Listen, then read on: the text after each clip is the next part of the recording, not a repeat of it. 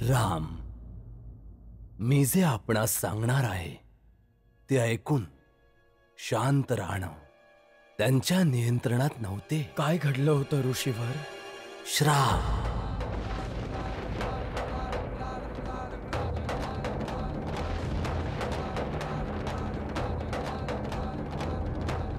श्राप? कोणता श्राप? कोणाचा श्राप? तोच श्राप जो ऋषी भृगूने भगवान विष्णूंना दिला होता. एकदा देवता आणि दैत्यांमध्ये घनघोर युद्ध झाले.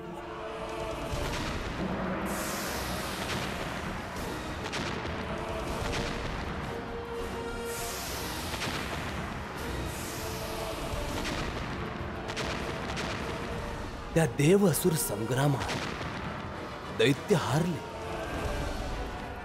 आणि ते आश्रय घेण्यासाठी वेगवेगळ्या ठिकाणी लपले.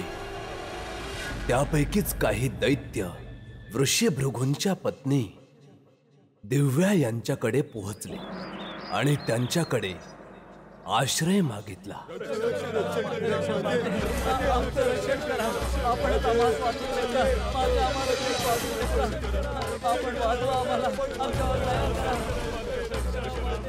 रक्षा करा माते, आमच्यावर उपकार करा. देवता आमचं रक्त पिण्यास मागे लागलेत. कृपा करा माते, उपकार करा. माझी 2 लहान लहान शिशु आहेत, रक्षा करा. माझी पत्नी गर्भवती आहे माते. देवांच्या क्रोधापासून आमचं रक्षण करा माते. ते आम्हास जीवे मारतील माते, आम्हास जीवे मारतील.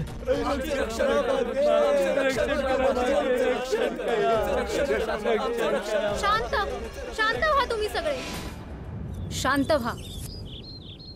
या तुम्ही सगळे झोपडीच्या आतमध्ये जा आणि हो तिथेच थांबा.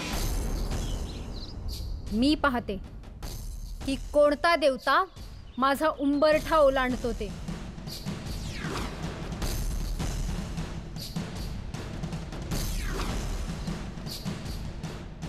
आपण जाणता आपण काय करत आहात. आपण द्वारापासून दूर व्हा.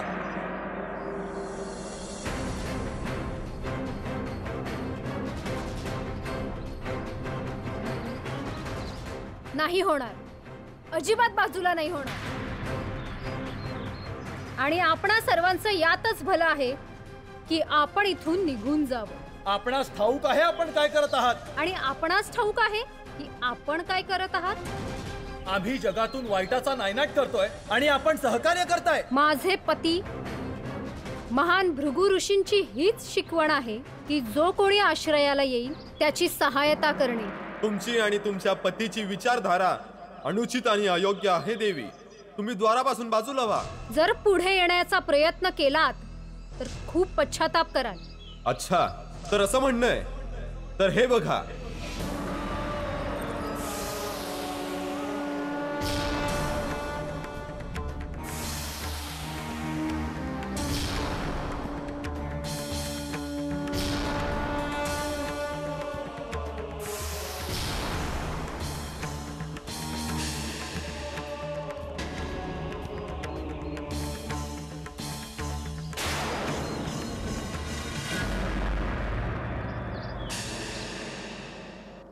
माझ्या अतिथींना कोणी स्पर्शही नाही करू शकत. मी सुद्धा पाहतेच की कोण माझ्या घरात घुसण्याची हिम्मत करू शकतो. दया करा प्रभू, रक्षण करा. प्रभू, युद्धात काही राक्षस महर्षी भृगूंच्या पत्नी देवी दिव्यांच्या गृहात लपले आहेत आणि देवी दिव्याने आम्ही गृहात जाऊ नये म्हणून श्राप दिला आहे. प्रभू, त्या अजूनही अडून बसल्या आहेत. म्हणत आहेत शरणागतांचं रक्षण करणं त्यांचं कर्तव्य आहे. त्या म्हणत आहेत कोणालाही गृहात जाऊ देणार नाही. प्रभू, आपण प्रथम आम्हा श्रापित देवतांना श्रापमुक्त करा. हे तेव्हाच संभव आहे जेव्हा देवी दिव्याचा संहार होईल. परंतु परंतु परंतु काय प्रभू. देवी दिव्या एक स्त्री आहे. धर्मानुसार त्यांचा वध निषिद्ध आहे. देवी, मी प्रथम त्यांच्यावर शस्त्र नाही चालवू शकत. यथा ती माझ्यावर प्रथम शस्त्र प्रहार करेल तर आत्मसंरक्षणासाठी मी त्यांच्यावर शस्त्र उचलू शकतो. त्यांनी प्रहार करणं तुमच्या हातात नाही आहे प्रभू. आपण काय कराल?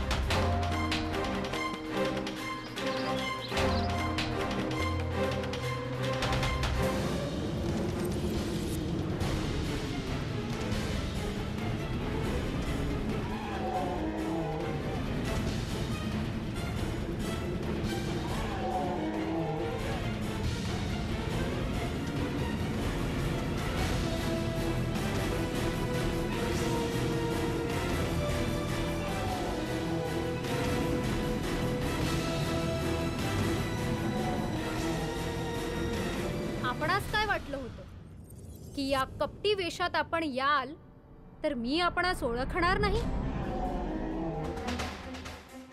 विष्णू, मी माझ्या पुत्रांचं रक्षण करून माझ्या धर्माचं पालन करीत आहे.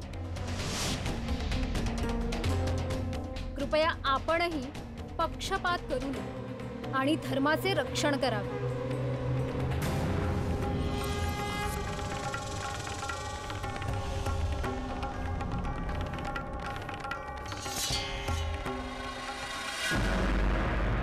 हे विष्णुदेवा, आपण पक्षपात करून अधर्म केला आहे आणि याचा दंड आपणास निश्चितच मिळाला पाहिजे. मी आपणास श्राप देते.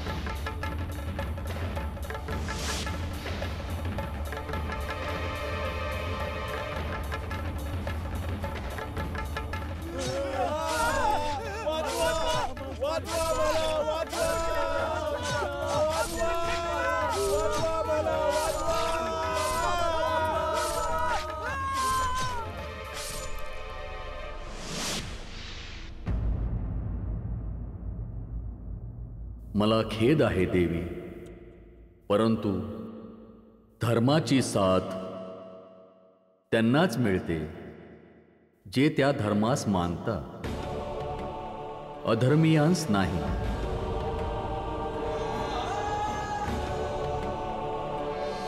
आता आपण सर्वजण आपापल्या लोकात जा. देवी, देवी,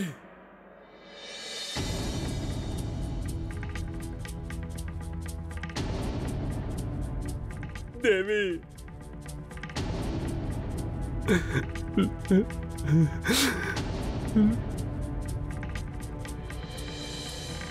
विष्णू, एका स्त्रीवर प्रहार करणं पाप आहे आणि आपण आपल्या सुदर्शन चक्राने माझ्या पत्नीचा वध केला आहे.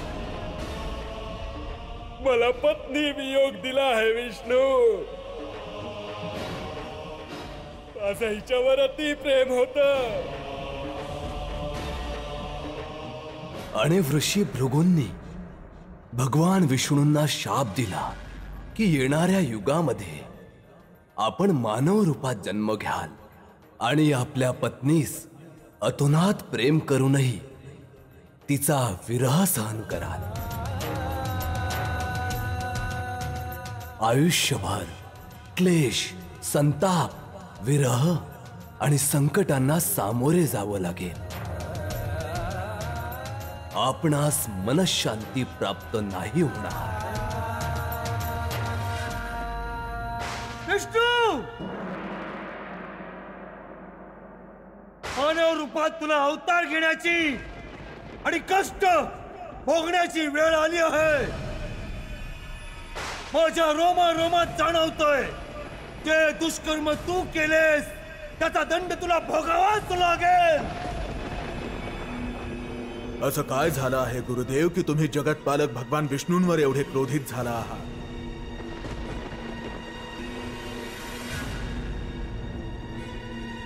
नको म्हणूस त्याला महान. तो भेकड आहे, भेकड. माझी पूज्य माता दिव्य देवीच्या मृत्यूचा उत्तरदायी आहे तो विष्णू.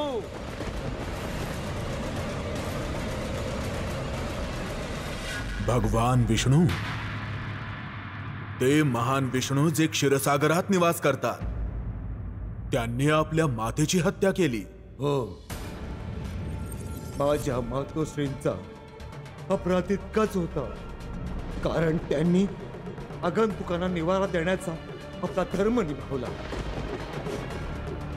त्याच्या या पापातून त्याला सुटका मिळणार नाही. त्याला दुःख भोगावीच लागतील, कारण कोणीही आपल्या केलेल्या कर्मापासून वाचू शकत नाही वाचू शकत. जर असं असेल गुरुदेव, तर कर्मांची प्रतीक्षा कशाला? तुम्ही चिंता करू नका गुरुदेव. हा अतुल्य शक्तिशाली रावण केवळ भगवान विष्णूंशी युद्ध करून त्यांना परास्तच नाही करणार, त्यांना धाराशाही करणार. हे सगळं करायची आवश्यकता नाहीये. माझे महान वडील ऋषभृगूंचा श्राप सत्य होणार आहे.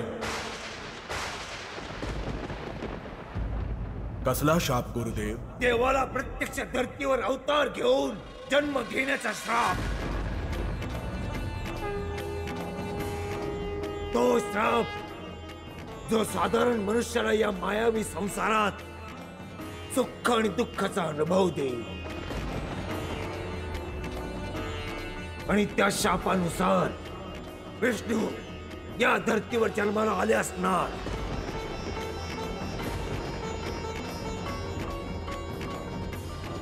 बस आता आपल्याला योग्य वेळेची वाट पाहायची, त्याला शोधण्यासाठी.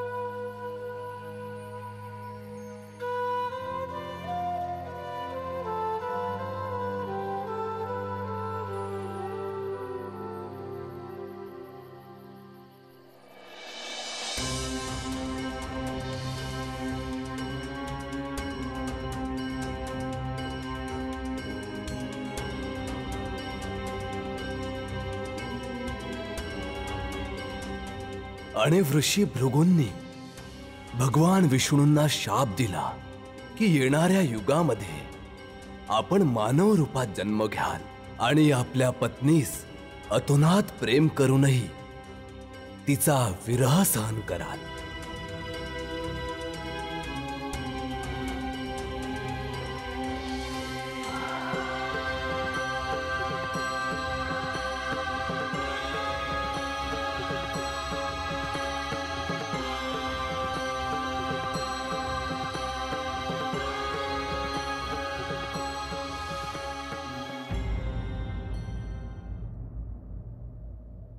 काय झाले पिताश्री? आपण काळजीत का आहात? मी चिंतित नाहीये पुत्र. मानवी रूपातही प्रभू अवतार श्रीरामांचं महात्म्य पाहून मी ग्रस्त आहे. देवतांपेक्षाही महान? होय.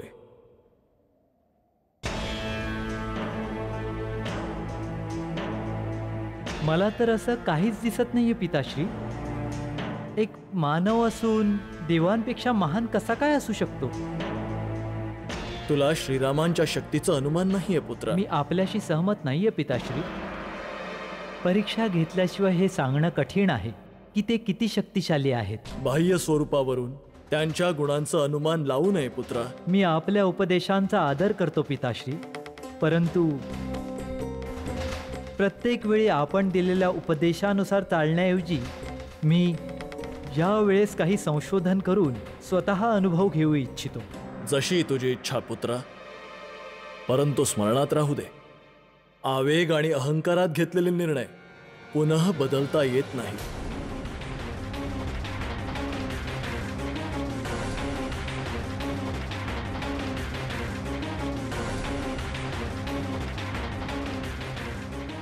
अंततः एक मानव तर मानवच राहणार.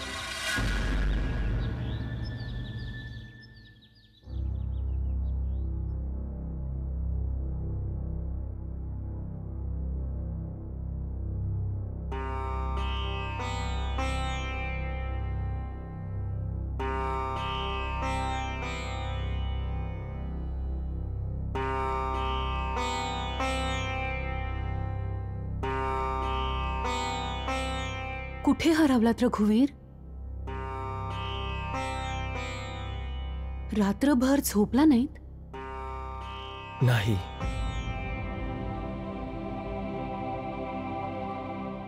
आम्हास कळेल का कशासाठी? रात्रभर तुला पाहत होतो आणि विचार करत होतो. काय विचार करत होता? हाच विचार करत होतो की असं कसं शक्य आहे. काय शक्य आहे? सुख, ऐश्वर्य, राजसी अन्न, सेवेत असलेल्या दासदासींचा त्याग करून तुझे या वनात कुशासनावर झोपणं, कंदमुळं खाणं आणि फळं खाणं, दिवसभर दगडी आणि काटेरी मार्गांवर चालणं, तरी देखील तुझ्या चेहऱ्यावर तेच तेज, तीच आभा, तेच आकर्षण, तेच हलकं हलकसं प्रेमळ स्मित. असं कसं शक्य आहे? तूच सांग. माहितीये सीते, मी तुला म्हणालो होतो, आयुष्यात कितीही प्रतिकूल परिस्थिती आली तरीही तुझ्यासाठी माझं प्रेम कधीच कमी होणार नाही.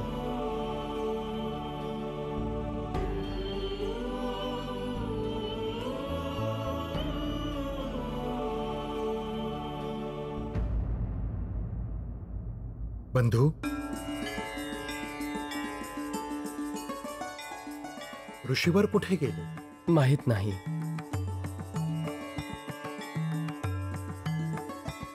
बंधू, मी बाहेरच उभा होतो आणि कुठे गेलोही नाही. मी ऋषीवरांना त्यांच्या स्थानावरून बाहेर जाताना पाहिलंच नाही. बरं, त्यांनी आपणास काही सांगितले? हो, ते फक्त एवढंच म्हणाले, आपल्याला कामतगिरीच्या दिशेने जायला हवं. काही वर्षांसाठी आपण तिथे झोपडी बनवून राहायला हवं. बस एवढंच म्हणाले का ते? हो, एवढंच म्हणाले ते. चला प्रस्थान करूया.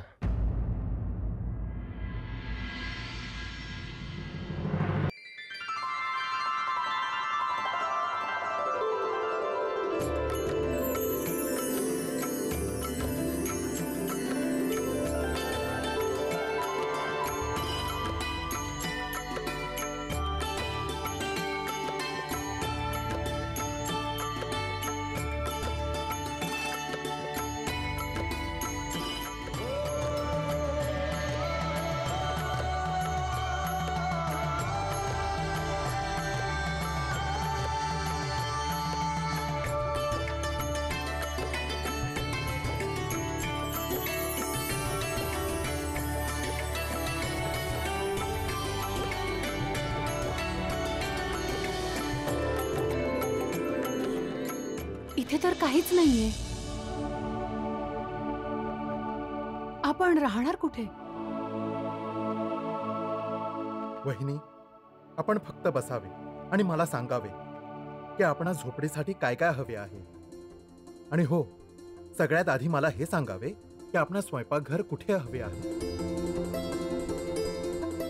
तिथे नदीच्या जवळ.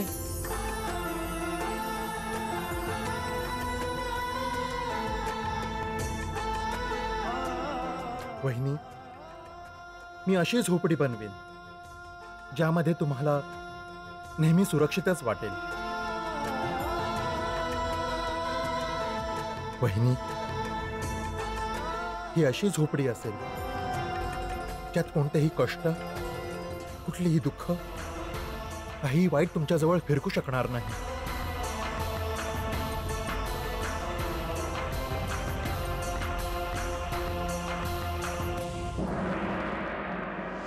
नारायण नारायण. देवेंद्र पुत्र जयंत, आपणास असे काय दिसले की आपण प्रसन्न झाला? देवर्षी, आमच्या पिताश्रींना असं वाटत आहे की पृथ्वीवर जन्मलेले हे विष्णूचे अवतार श्रीराम खूपच शूर आणि धाडसी आहे. ते इतके शक्तिशाली कसे असू शकतात? हो हो, खरंच असं कसं होऊ शकतं? मी सत्य बोलतोय ना? हो हो, संपूर्ण सत्य. मला त्यांची परीक्षा घ्यायची आहे. नारायण नारायण. हो हो, परीक्षा निश्चितच घेतली पाहिजे आणि त्यासाठी देवेंद्र पुत्र आपणास अपार प्रयत्न करावे लागणार नाहीत. बस कावळ्याचं रूप धारण करा आणि त्यांच्या पत्नीच्या पायावर जाऊन चोच मारा. नारायण नारायण. श्रीरामांच्या हे लक्षात येईल की आपण किती साहसी आणि निर्भीड आहात.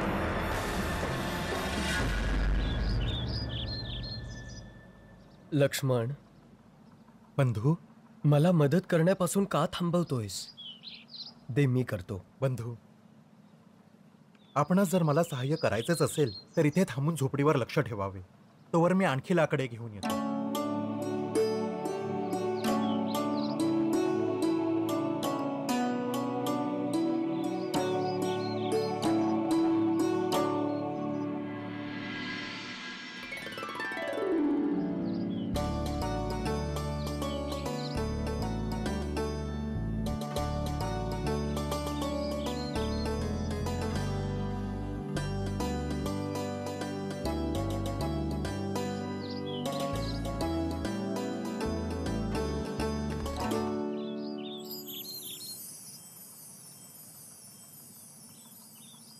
अलंकारांशिवाय किती उदास वाटतेस तू. सीते, आज तुझ्यासाठी मी अलंकार घडवतो.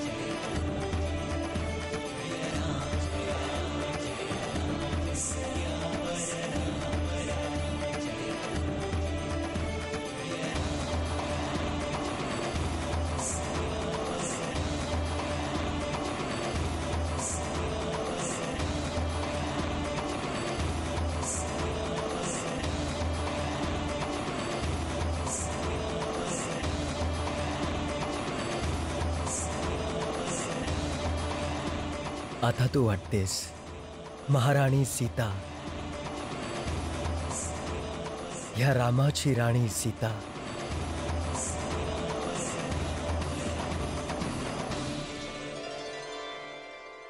देव करो ही महाराणी सीता सदैव तिचे सर्वस्व श्री राम यांच्या हृदयावर राज्य करेल. ही केवळ हृदयावर राज्य करणारी माझी महाराणी नाही, माझ्या आत्म्याचा अंश आहे, जिच्याशिवाय रामाचं अस्तित्वच नाही.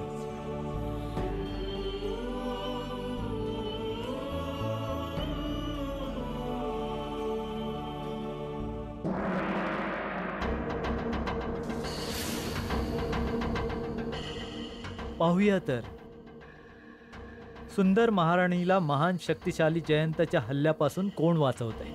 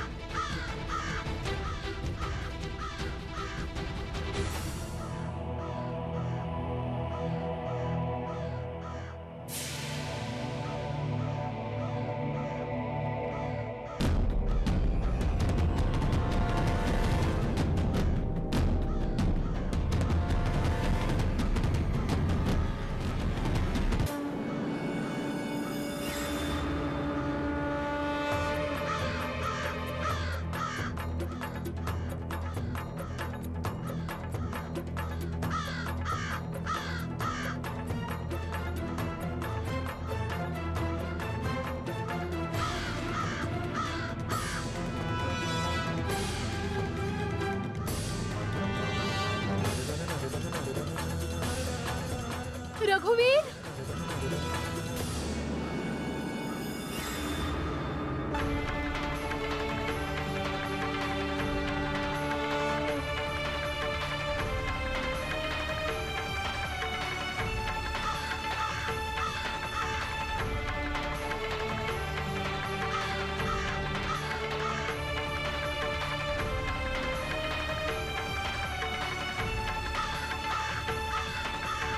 इंद्रपुत्र जयंत, मी तुला ह्या रूपातही ओळखू शकतो.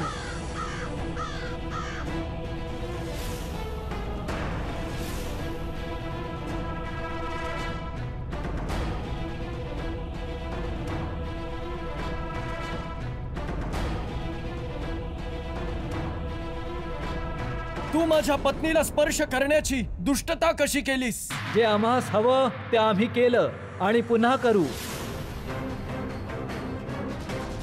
थांबवू शकाल आम्हास? सावधान जयंत, असं वाटतंय तू तुझ्या आयुष्याला निराश झालायस, म्हणूनच तू ही चूक केलीस. आपण मला आव्हान देताय? तुच्छ मानवा, मी देव आहे देव. मी कोणा देवाला आवाहन करत नाही, मी एका कुकर्मीला आवाहन देतोय. आता तुला ह्याची शिक्षा निश्चितच मिळेल जयंत.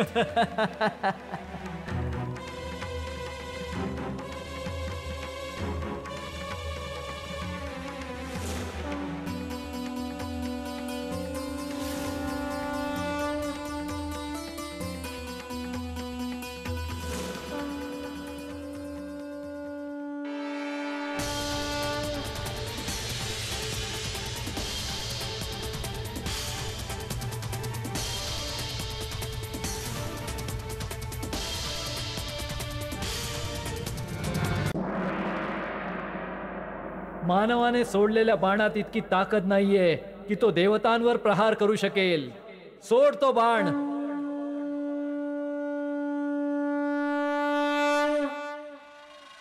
जयंत, तू माझ्या क्रोधाग्नीला अजून भडकावला आहेस. संपूर्ण ब्रह्मांडात तुला कोणी वाचवू शकत नाही.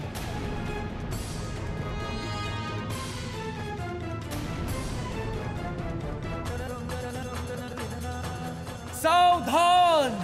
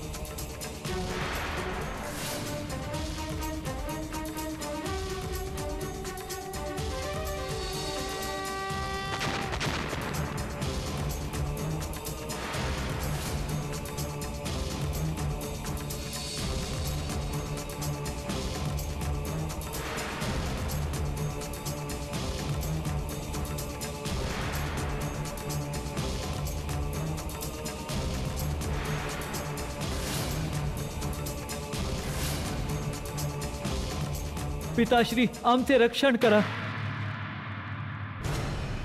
त्या बाणापासून आमचे रक्षण करा पिताश्री. मी तुला आधीच सांगितलं होतं की आवेग आणि अहंकारात घेतलेले निर्णय पुन्हा बदलता येत नाहीत. ठीक आहे पिताश्री, आमची चूक झाली, परंतु आता आपण आमचं रक्षण करा.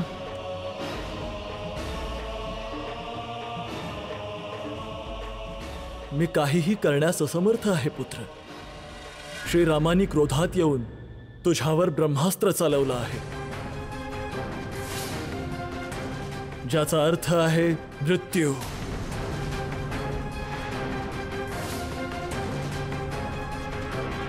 निश्चित मृत्यू. नाही, कृपा करून आम्हास मार्गदर्शन करा पिताश्री. मृत्यूच्या दाढीतून वाचवा.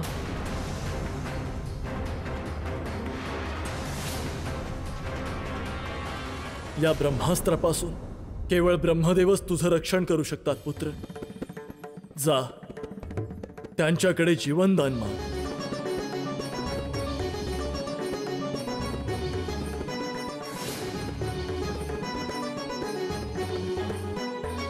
माझ्या पुत्राला क्षमा करा प्रभू.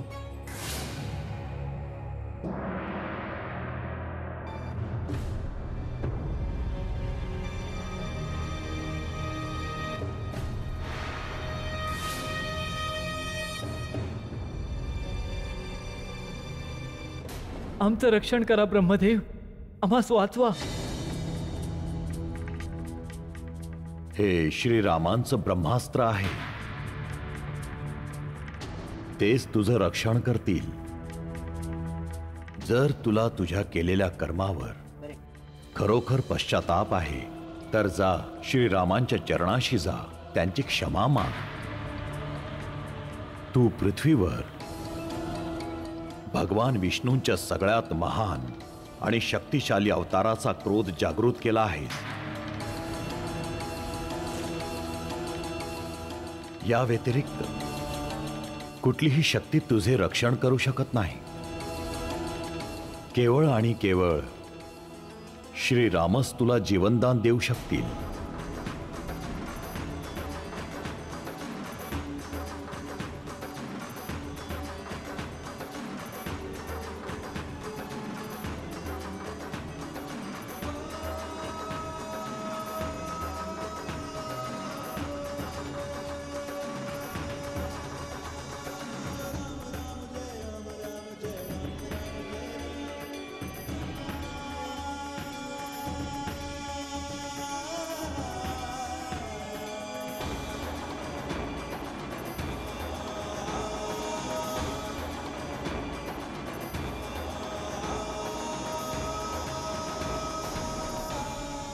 प्रभू, आम्हास जिवंत राहायचं आहे प्रभू. आमचा वध नका करू, आम्हास जीवनदान द्यावे प्रभू.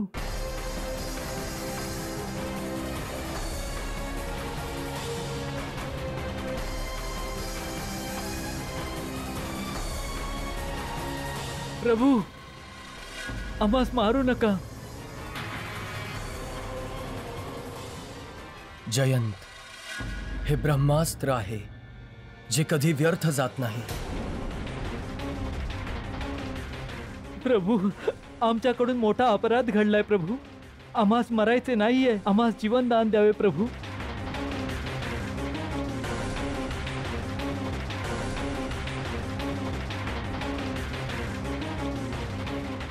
प्रभू, काहीतरी करा प्रभू. शांत व्हा रघुवीर, यांना आपण क्षमा करा.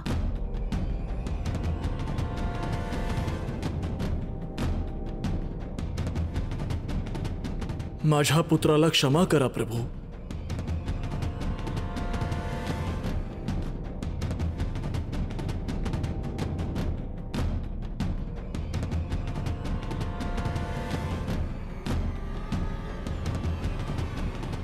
ठीक आहे, ह्याने तुझा जीव जाणार नाही.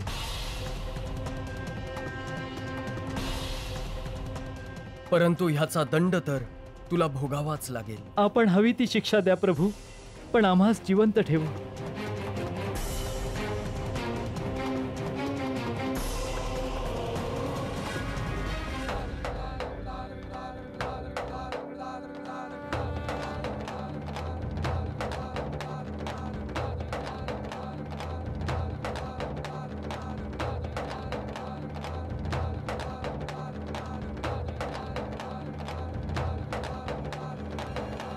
प्रभू,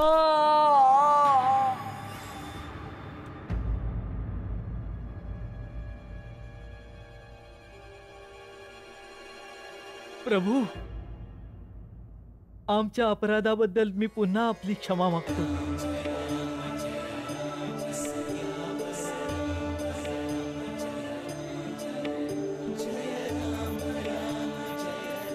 आणि जीवनदान दिल्याबद्दल मी आपला नेहमी ऋणी राहीन प्रभू. धन्यवाद.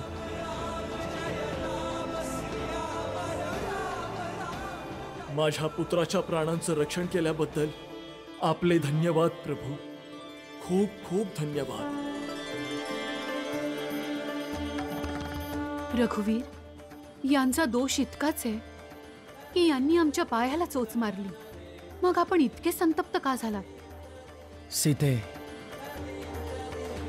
तुझ्या सुख संतोषामध्ये अडसर येणाऱ्या त्या जोरदार वाऱ्याची गती थांबवून टाकेन. त्या काळाला स्थिर करून टाकेन जो तुझ्यासाठी दुःखद वार्ता घेऊन येत असेल.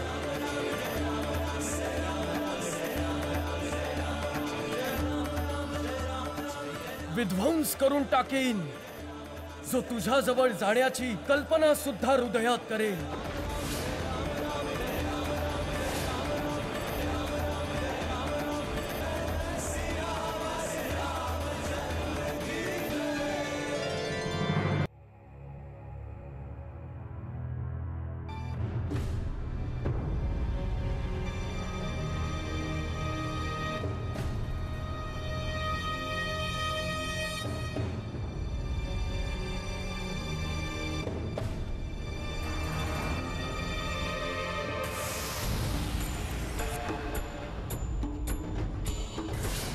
दूध रक्तात कसं काय परिवर्तित झालं, हे कोणत्या गोष्टीचं सूचक आहे? महादेवाने पुन्हा सूचित केलं आहे, आपला अशुभ काळ सुरू झाला.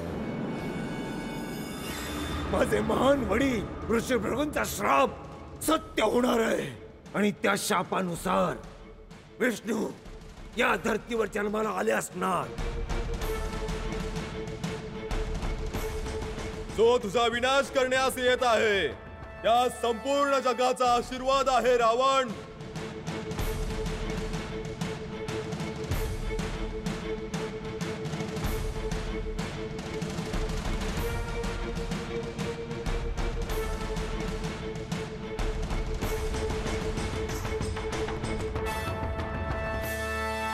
तर तू ज्याची गोष्ट करतोय शनी, जो लंकेशाचा विनाश करायला येत आहे, ज्याला संपूर्ण जगताचा आशीर्वाद प्राप्त आहे, तो विष्णूचा अवतार आहे का शनी?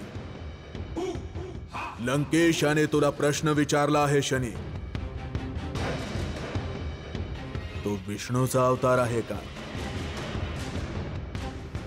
तर दे शनी, तो विष्णूचा अवतार आहे का? आम्ही त्याच्यापर्यंत कसं पोहोचू शकतो शनी?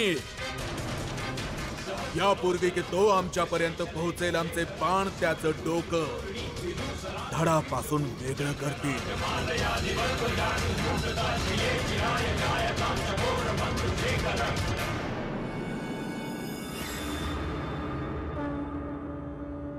हो, तो विष्णूचा अवतार आहे रावण.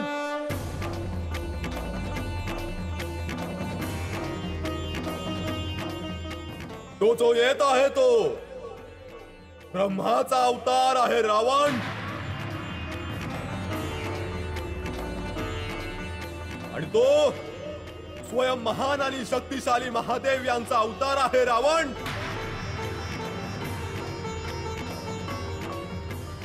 आणि होय, तो जो येत आहे तो तुझ्या मृत्यूचा अवतार आहे रावण. आता मृत्यूसाठी सुसज्ज हो, कारण तो तुझा विनाश करण्यास येत आहे. तो सर्व शक्तिमान तुझा काळ आहे रावण. जा आणि जाऊन शोधून काढ त्याला.